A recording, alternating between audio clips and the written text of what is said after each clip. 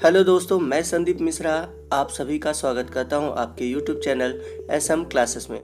दोस्तों, आज के इस वीडियो में हम बात करेंगे हाइजेनबर्ग की अनिश्चितता सिद्धांत की, जो कि आपके न्यूमेरिकल के पॉइंट ऑफ व्यू से मोस्ट इंपॉर्टेंट है और कभी कभी थ्योरेटिकल क्वेश्चन भी इससे पूछे जाते हैं। तो आइए देखते हैं कि हाइजेनबर्ग की अनिश्चितता का सिद्धांत क्या है। तो हाइजेनबर्ग ने सन 1927 में सूक्ष्म कणों यानी कि जैसे इलेक्ट्रॉन हो गया, तो सूक्ष्म कणों के अवलोकनों के आधार पर उनकी स्थिति और गति के बारे में एक सिद्धांत दिया, जिसे हम बोलते हैं हाइजेनबर्ग की अनिश्चितता का सिद्धांत। तो उनका सिद्धांत क्या था, आइए जानते हैं। तो उनका कहना था कि कोई भी सूक्ष्म कण हो, उनकी स्थिति और संवेग यानी कि गति दोनों का एक साथ पता लगाना संभव नहीं है। यानी कि कोई सूक्ष्म कण है, हम चाहें कि उसकी गति और उसकी स्थिति दोनों ठीक प्रकार से एक ही समय में ज्ञात कर लें तो ये पॉसिबल नहीं होता। और इस आधार पर हाइजेनबर्ग ने एक सिद्धांत को आगे रखा, जिसे हाइजेनबर्ग की अनिश्चितता का सिद्धांत कहते हैं। तो अगर हम इस सिद्धांत को परिभाषा के रूप में देखें, तो परिभाषा के रूप में सटीक रूप से छोटे गतिशील कण की स्थिति और गति, जिसे हम वेग भी कह सकते हैं, संवेग भी कह सकते हैं, दोनों का निर्धारण करना संभव नहीं है।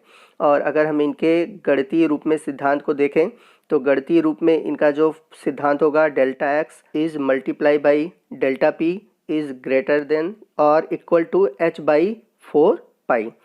तो यहाँ पर उनका कहना था कि डेल्टा एक्स और डेल्टा पी जो कि बड़ा है या फिर बराबर है h/4 पाई के।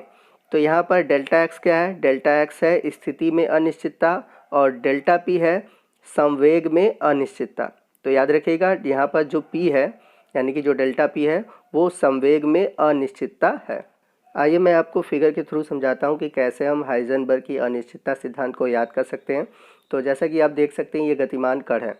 तो अगर ये गतिमान है, जाहिर सी चीज़ है कि जब कोई वस्तु गतिमान रहेगी तो उसकी हमें स्थिति पता नहीं चल सकती, क्योंकि वो तो चलता रहेगा, तो हमें स्थिति कैसे पता चलेगी।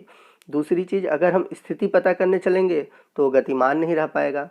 तो इस कारण ये कहा गया कि कोई भी गतिमान वस्तु है तो उसका हम एक साथ यानी कि स्थिति और वेग दोनों का निर्धारण नहीं कर सकते। अगर गति का निर्धारण करेंगे तो हम स्थिति का निर्धारण नहीं कर पाएंगे, और स्थिति का निर्धारण करेंगे तो गति का निर्धारण नहीं कर सकते। और यही कंसेप्ट है हाइजेनबर्ग की अनिश्चितता का सिद्धांत। आई होप कि आपको समझ में आ गया होगा। आइए नेक्स्ट हम इससे जुड़े हुए प्रश्नों को सॉल्व करते हैं।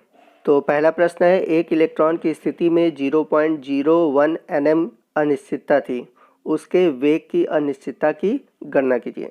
और आपको यहाँ पर इलेक्ट्रॉन का द्रव्यमान दिया हुआ है यानी कि m दिया हुआ है 9.10 इंटू 10⁻31 kg, और प्लांक नियतांक यानी कि h की वैल्यू दिया हुआ है 6.63 इंटू 10⁻34 जूल सेकेंड। तो यहाँ पर क्वेश्चन में आपसे वेग की अनिश्चितता पूछा हुआ है यानी कि डेल्टा वी की वैल्यू पूछा हुआ है। तो हम सभी जानते हैं कि हाइजेनबर्ग की अनिश्चितता सिद्धांत के अनुसार delta p into delta x equal to होता है h/4 पाई। तो हम सभी जानते हैं कि जो डेल्टा पी है वो संवेग है, लेकिन हमसे वेग पूछा है। तो अगर आपने फिजिक्स में पढ़ा होगा वेग और संवेग में क्या रिलेशन है, तो डेल्टा पी इक्वल टू हो जाएगा m इंटू डेल्टा वी, यानी कि संवेग बराबर होता है द्रव्यमान गुणे वेग। चूँकि हमसे क्वेश्चन में वेग पूछा है इसलिए हम डेल्टा वी निकालेंगे। तो हम क्या करेंगे, यहाँ पर डेल्टा पी की वैल्यू रख देंगे m इंटू डेल्टा वी। तो जब हम वैल्यू रख देंगे तो हम डेल्टा वी निकाल सकते हैं। अब हमें क्वेश्चन में क्या क्या दिया हुआ है, इलेक्ट्रॉन का द्रव्यमान दिया है 9.10 इंटू 10⁻31 kg। फिर उसके बाद प्लंक नियतांक की वैल्यू दिया हुआ है, और उसके अलावा दिया हुआ है स्थिति की अनिश्चितता यानी कि डेल्टा एक्स दिया हुआ है। तो डेल्टा एक्स की वैल्यू है 0.01 nm। तो इसको हम मीटर में कन्वर्ट करेंगे, क्योंकि हम जब भी कोई क्वेश्चन सॉल्व करते हैं तो एसआई मात्रक में कन्वर्ट करते हैं।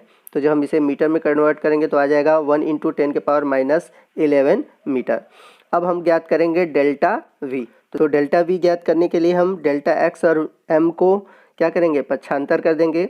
तो जब उस पार जाएगा तो वो क्या चला जाएगा, बटे में चला जाएगा।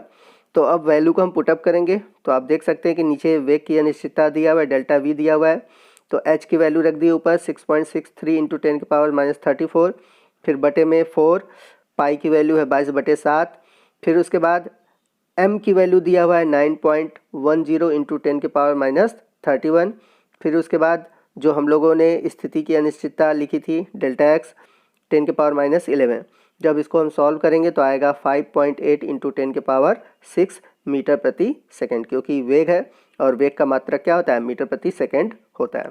तो जब भी हम क्वेश्चन को सॉल्व करेंगे तो ये ध्यान देंगे कि हमसे वेग की अनिश्चितता पूछा हुआ है या फिर संवेग की अनिश्चितता पूछा हुआ है। तो संवेग पूछेगा तो डेल्टा पी निकालेंगे और वेग पूछेगा तो डेल्टा वी निकालेंगे।